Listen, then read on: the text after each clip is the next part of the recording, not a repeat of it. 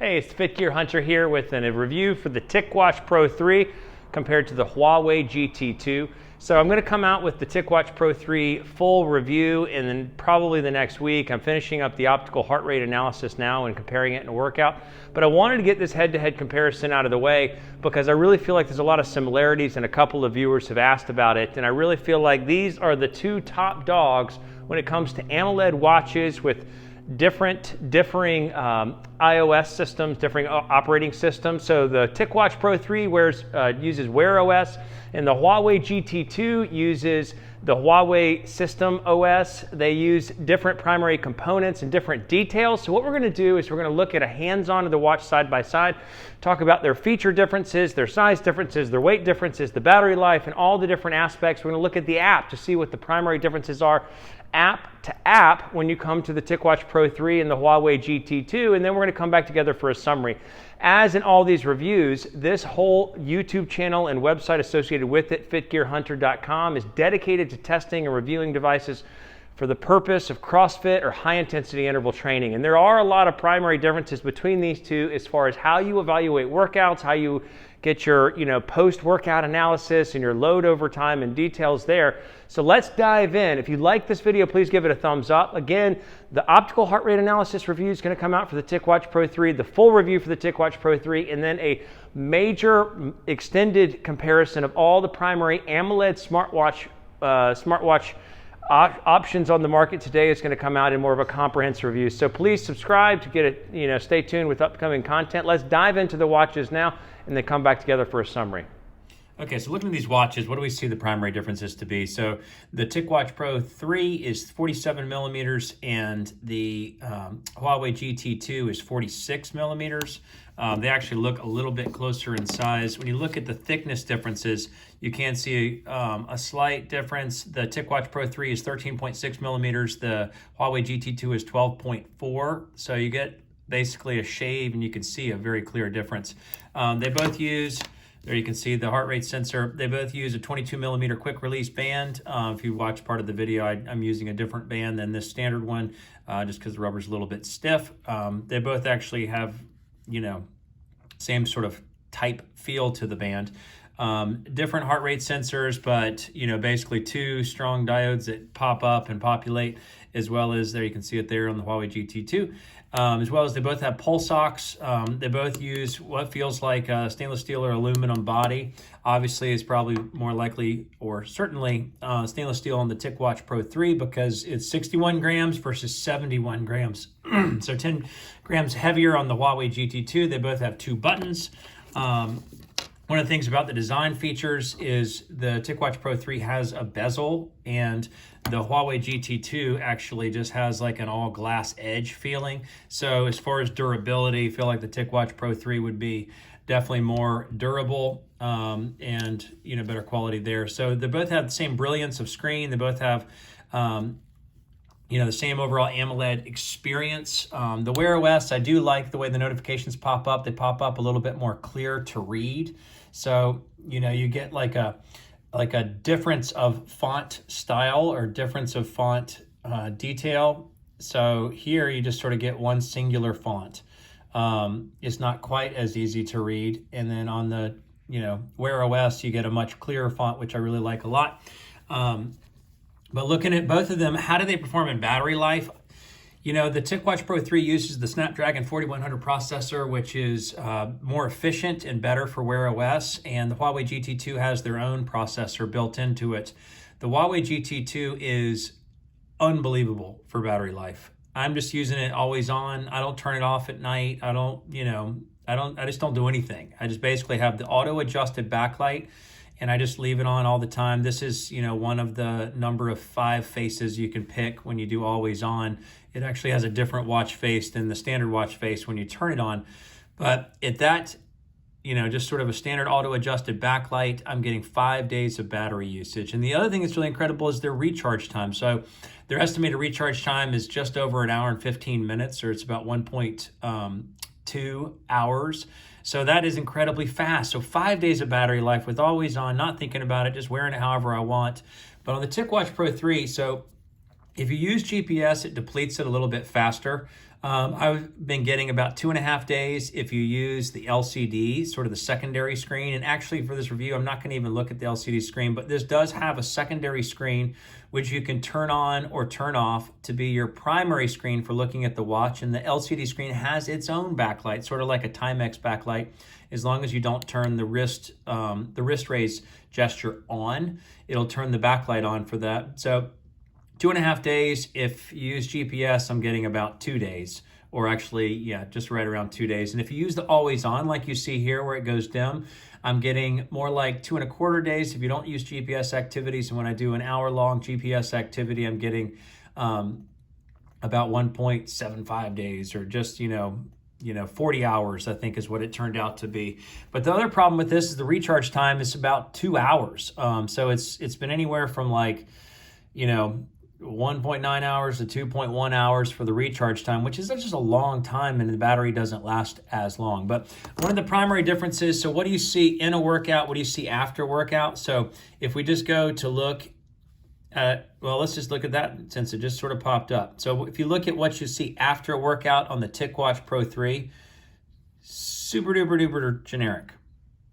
I've been using Runtastic because the TicWatch Pro 3 will not show you heart rate zones, and I've been testing the heart rate accuracy. And Runtastic, which is an Adidas, app, will actually give you the heart rate zones. So, but look, that's what you get. You get beats per minute and calories burned and total time. So, super generic there. But if you go into the Huawei, it is using first beat analytics. So another one of the incredible things about the Huawei GT2 is that it uses first beat analytics. So if you look at the workout from today, you see, pretty heart rate graph. You see the duration in calories. Actually, let's look at a different one. Heart rate graph, heart rate zones. We're going to talk about this in a minute about the optical heart rate accuracy, but it gives you all 5 zones built into the display, and then you get training effect and recovery time. So this was saying that it did not have enough exertion to merit recovery time. So if you can see, there's another one, but you get a lot of useful information. Training effect 1.1, recovery time 1 hour. So that's what you see from a workout itself. That's what the experience looks like after workout, like ultra generic here. The information off of the Runtastic is it's got more information to it. It's not quite as detailed as this. We're not even close. This has got training effect. This has got a lot of stuff. But let's talk about the optical heart rate accuracy. The Huawei GT2 has been terrible for CrossFit training and high intensity interval training. Just off the mark in every possible way. So, I did a review, just a full video of it, but it's getting about 44% accuracy. So that means it's missing 56% of the workout, but it's missing all the intense zones, but it's really not following the flow of the workout. If you see, there's workouts where I have lifting intervals, if I've got, rounds for time, more exertion, higher level exertion, it's just missing all of it. It doesn't look like the same heart rate graph at all. I had to triple check that I had saved the right heart rate graph because it didn't look like the workout in any way, shape, or form. So that is a problem. The TicWatch Pro 3 is getting more like 50% accuracy. The final review for that's coming out soon, but it at least is following the flow of the workout. So again, if you were to really compare these head to head and you think, okay, well, the Huawei GT2 battery life, unbelievable. Recharge time, unbelievable. Price. So this is $300 watch. This is $175 or $156 or something like that you get on Amazon. And so the price is considerably cheaper, and it has first beat analytics. So it gives you all the analytical aspects. So if you have workout status and I, haven't fully used it, well, why is that? It's because it's not tracking my heart rate. So it's got the best in the business for the workout analysis and, for individual workouts as well as your load over time. But the heart rate is not, it's not good, but you also can't connect to a Bluetooth chest strap. So in the TicWatch Pro 3, you can, through Runtastic, connect to a Bluetooth chest strap. So at least for workouts, at least accuracy for heart rate tracking, the TicWatch Pro 3 is capable of it. But the downside of the TicWatch Pro 3 is that you don't get any workout analysis. You just get look at that. That's not much. At least when you're using Runtastic, you can get the details for the heart rate graph and the heart rate zone, so that's accurate. So if you're looking at this for training, Huawei's built like a beast if you really could use the stuff, but it's not capable to connect to a chest strap, therefore it's totally useless because the optical heart rate sensor is a dud, is a fail. The TicWatch Pro 3 is doing somewhat better, and you can connect to a chest strap. So let's look at some of the other components. One of the things I was just going to show you is just in a workout. If you're doing a workout on the Huawei GT2, you do get a lot more information. You get training effect. So this is one of the few watches you can see training effect build over time throughout a workout. And then basically the basic graph. But if you go running, you get more information. Okay, but oh, come on. So anyway, that's the differences between the two. If you look at other components, like if you look at sleep, for example, you get a lot of details. We're going to look at this on the app, so we're not going to spend a whole lot of time looking at it here. If you look at the sleep aspects, you can see a lot of the same types of details. So here you can see just the generic details on the watch, but TicWatch Pro 3 is pretty fantastic with looking at sleep details on the watch. You get all the same sort of zones of comparison in the app itself here. So you can see all of these things in the sleep analysis, but you also get the benefit of pulse ox. The Huawei GT2 has pulse ox, but it's totally useless in my opinion. You can spot check your pulse ox, and I'm guessing it's probably accurate, but here you can do periodic checks where the watch is going to at least check once an hour to see what your pulse ox is. And a lot of times in the regular part of the day, it's not going to get a measurement at all because you're moving. But at nighttime, you're sitting still, so it's getting some pulse ox tracking through the night. And so you can at least see that as it compiles into your sleep. So the other thing that is, interesting about the TicWatch Pro 3 is it does a decent job at tracking your stress throughout the day. It's supposed to check it once every 30 minutes, and obviously if you're not still, you're not going to get accuracy, but at least it's useful. In the Huawei GT2, you don't get true stress checking. It will track it somewhat, but it basically never really works. It never really works. I think in the international version of the Huawei GT2, you get more accuracy there, but at least the stress tracking, and then obviously the pulse ox is functionally working in the TicWatch Pro 3. So training aspects, that we already talked about that. The difference between the two with apps and details, basically you just get the generic Huawei app list. And I think if you're a Huawei user, if you're internationally based, you can get more apps. With the TicWatch Pro 3, obviously it's Wear OS, so you can download things. You can get specialty things that comes built in with a lot more features and benefits, a lot more interesting pieces. This can take calls on, they can both take calls on the watch. This has got a built-in voice memo thing. I'm not testing those things because we're here to test things for CrossFit or high intensity interval training and just compare these two sort of head-to-head more generically. But the apps here is just super generic when it comes to the Huawei GT2, but more expansive because you have the Google Wear OS as well as you have, Google Assistant if you wanted to, do some things there. So the extras are great here. Overall, and let's look at the OS, but overall, the Huawei GT2 is so close to a perfect watch. It is tragic because it falls short because the heart rate accuracy of the optical heart rate built into it is faulty, so you don't get the benefit of all the other features and the battery life and all the beauty there. So let's look at the app and then come back together. Apps. The TicWatch Pro 3 has two primary apps, and if you want to actually do any workout analysis, you have to get others. So this is the main landing page for just the watch settings. You can see that it's connected at the top. I'll say right now that a lot of my frustrations with the TicWatch Pro 3 is that it is often not connected. I have to turn off my Bluetooth. I have to restart the watch. It's super problematic, and I don't get why it can't be fixed. And then you have the Mobvoi tracking app for the basics. So you can see in the top left, it says connected. It's got the battery life.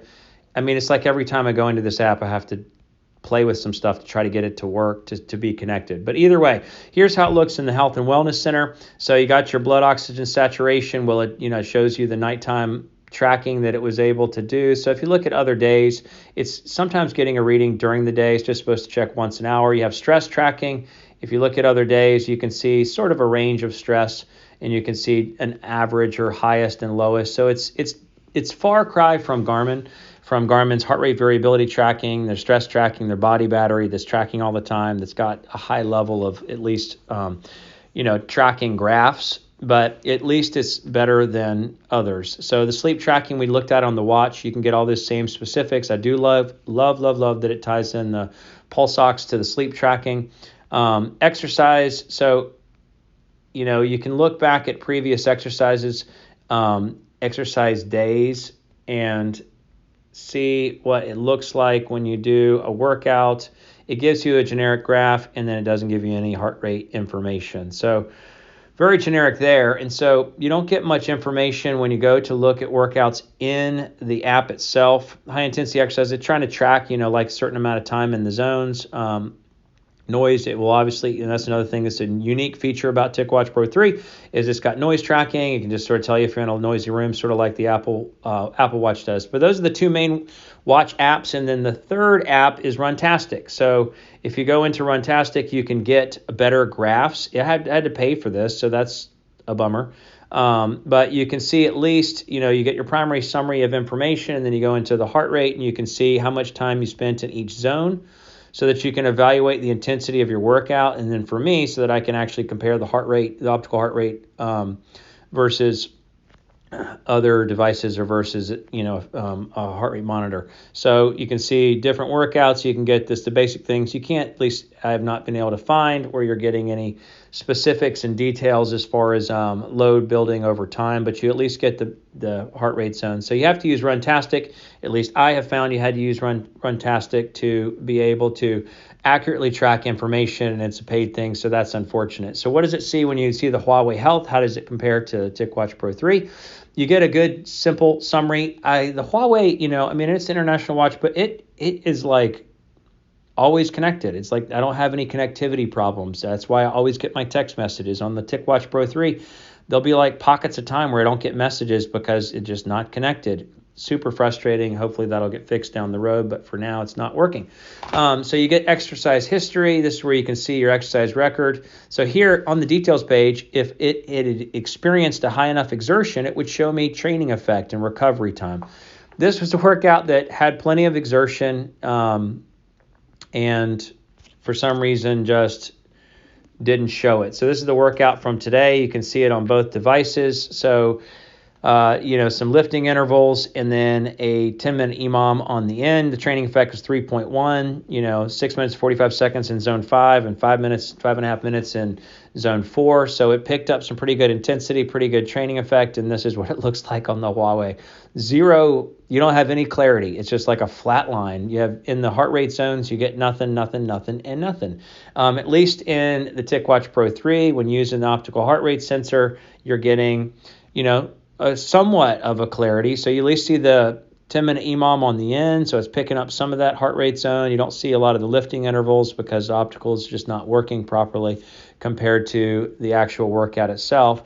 But back to the Huawei, you should get training load details or training effect details. So let's see if there's another workout. Here's one where it picked up a higher level of heart rate than it normally does. The graph doesn't look like the workout itself at all, but at least picked up some time in the red zone, the extreme zone, and the orange zone, and the anaerobic. And it did at least give me my training effect and my recovery time. So this is like super useful information. This is like one of the best training effect or training principles from Firstbeat, but they just don't capture it because the heart rate doesn't work. So again, like looking at the workout yesterday, it was hard, but here, no details for training effect or recovery time because the optical heart rate didn't work. Here today, same thing over and over again with Huawei. The optical heart rate tracking is not picking up. So the sleep, I like a lot that it gives you a sleep score. So in the TicWatch Pro 3, you don't get a sleep score, you just get efficiency. So you could sleep for 4 hours and it says 95 efficiency because you were asleep all 4 hours. But here you at least get a sleep quality score, and it goes into a bunch of different detailed stats. And you get similar stats, as you got on the TicWatch Pro 3, but just the fact that it gives you a score is something you can actually, it's like quantifiable, you can take away from it. Stress tracking, again, it doesn't, it doesn't pick up much of the day. So there's a lot of stress in my day yesterday. It didn't capture it. So not really useful there. The SpO2, it's like, well, you haven't checked it, and you haven't done your spot check. So I just think, well, that's not useful at all, because I don't really want something that's, I just have to go push a button to sit still and make it track. I want it to track it periodically throughout the day or periodically throughout the night. But that is the Huawei GT2. You can obviously see your exercise. You can just sort of link directly from the app itself. So the Huawei GT2, as well as the standard landing page for health and wellness for the TicWatch Pro 3. Let's come back together for a second. So to give the quick and dirty summary between these two, which is best about either one? The GT2 size, it's thinner and it's narrower and skinnier. It has just as big of a screen. Weight goes to the TicWatch Pro 3 being 10 grams less.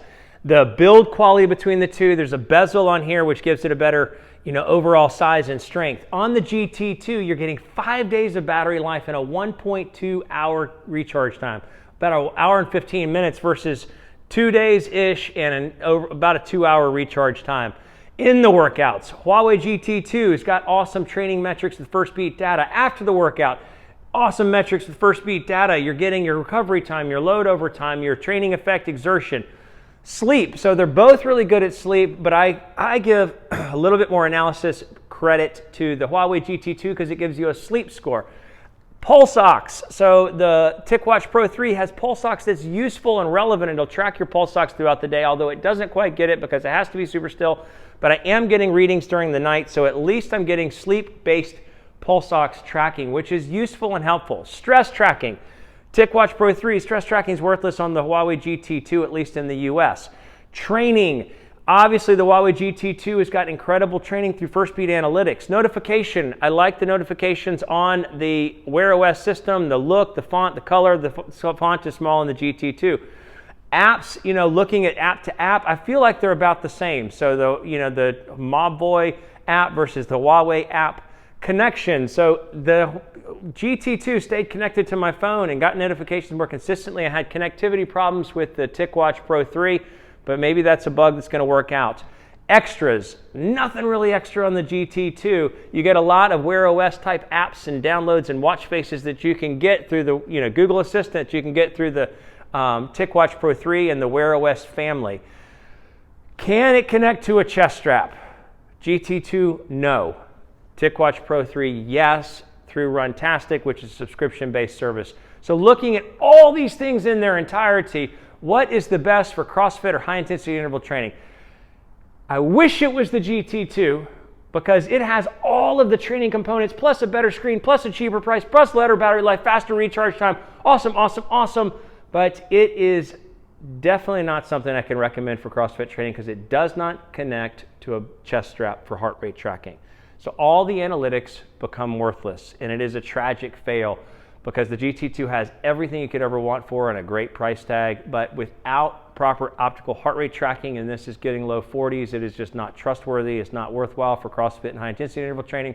I can't recommend it at all for CrossFit and high-intensity interval. So the best one for between these two is going to be the TicWatch Pro 3 because at least through Runtastic, you can connect it to a chest strap, you can get accurate heart rate analysis, so at least you can see your heart rate zones and get an idea of how much you pushed yourself in each workout to workout. So that's it for now. The Fit Gear Hunter. Please stay tuned for more.